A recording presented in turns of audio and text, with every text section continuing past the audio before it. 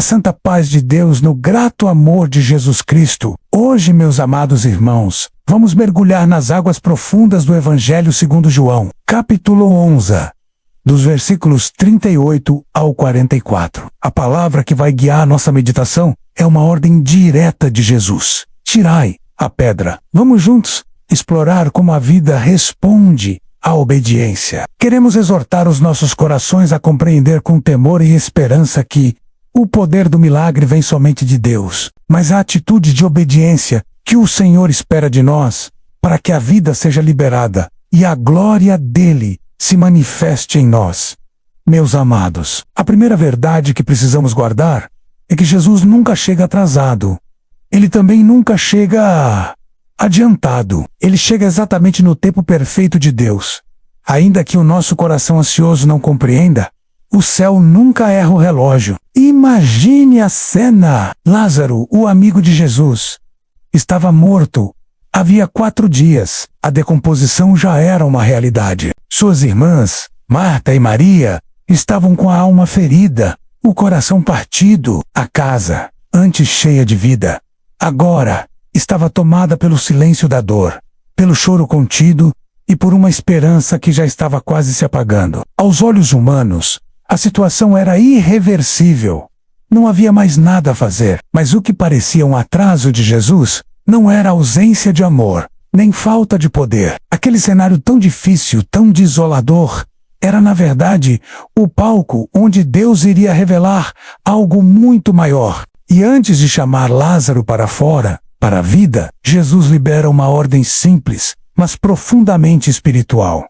Tirai a pedra. Essa palavra, irmãos, nos ensina um princípio eterno e poderoso. Deus faz o que o homem não pode fazer, mas ele não faz aquilo que o homem pode e deve fazer. E aqui encontramos a nossa primeira lição espiritual. A pedra representa os obstáculos que impedem a vida. No início do versículo 39, a ordem é clara. Disse Jesus: tirai a pedra. Aquela pedra não era pequena, era pesada. Ela selava o túmulo, separando o morto dos vivos. Espiritualmente, essa pedra representa tudo aquilo que bloqueia a ação da vida em nós.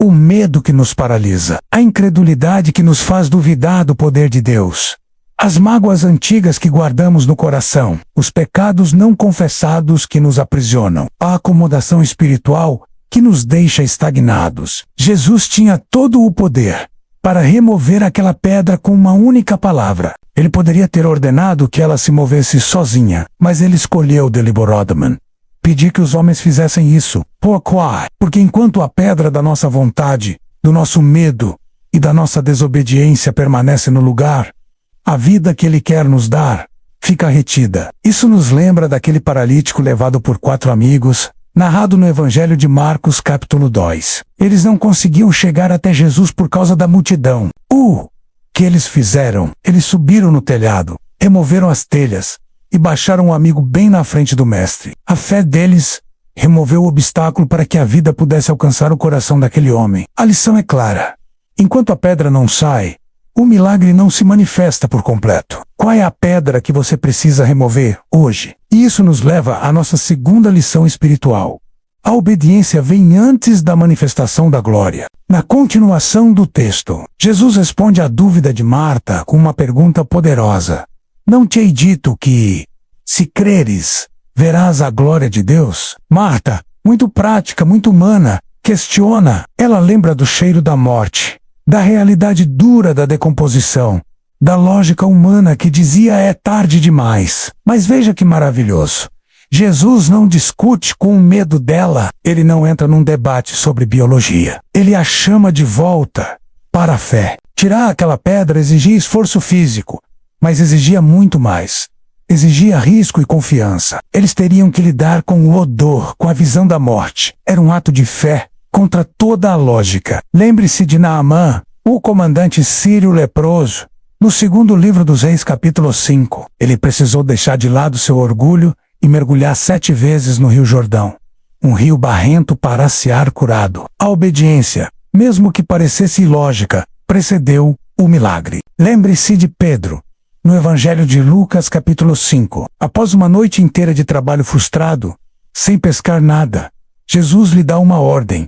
Lança as redes novamente. A lógica de um pescador experiente diria que era inútil. Mas Pedro obedeceu. E essa obediência abriu as portas para uma pesca milagrosa, uma abundância que quase afundou os barcos. Quem obedece, mesmo sem entender tudo, prepara o caminho para a glória de Deus se manifestar. E aqui, gostaria de fazer um convite especial. Nós nos reunimos todos os sábados para aprofundar nosso conhecimento das Escrituras Sagradas, assim como estamos fazendo agora. Nosso encontro é na rua Dr. Jazelino Dias da Costa, número 193, em Fanzeres. Venha participar conosco. Será uma alegria receber você e sua família. Continuando, chegamos à terceira e gloriosa lição espiritual. Depois da pedra removida, a voz de Jesus libera a vida. Com um caminho livre, nos versículos 43 e 44, Jesus assume a parte que só ele poderia fazer. Ele clama em alta voz, com toda a autoridade: Lázaro, vem para fora.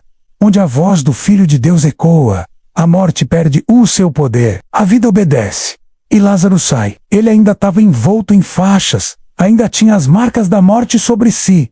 Mas ele sai vivo. Primeiro vem a vida, depois vem o processo de libertação completa. E note, aquela mesma voz poderosa não se calou. Essa foi a mesma voz que liberou vida, quando disse à filha de Jairo: Menina, a ti te digo, levanta-te. Como lemos em Marcos capítulo 5, foi a mesma voz que parou um cortejo fúnebre e disse ao filho da viúva de Naime: Jovem, a ti te digo, levanta-te.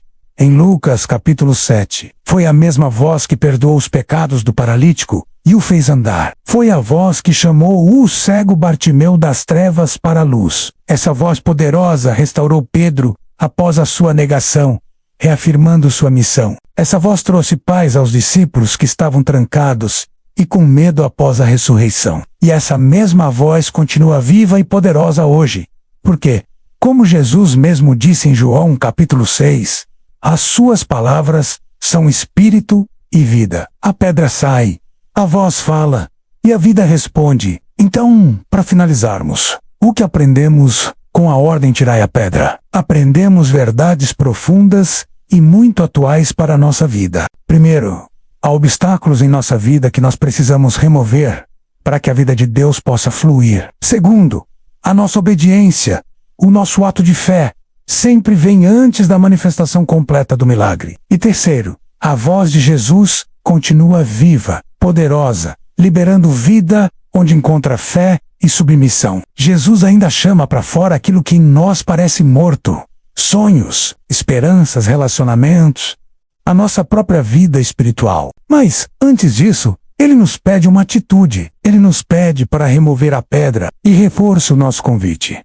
Estaremos reunidos todos os sábados para ouvir mais dessa voz que dá vida. Na rua Dr. Jazelino Dias da Costa, número 193, em Fanzeres. Venha participar conosco. O chamado de hoje é este: identifique a pedra que está bloqueando a sua vida. Decida, com a força que Deus te dá, removê-la. Obedeça à direção que Ele te dá. Confie no poder dEle.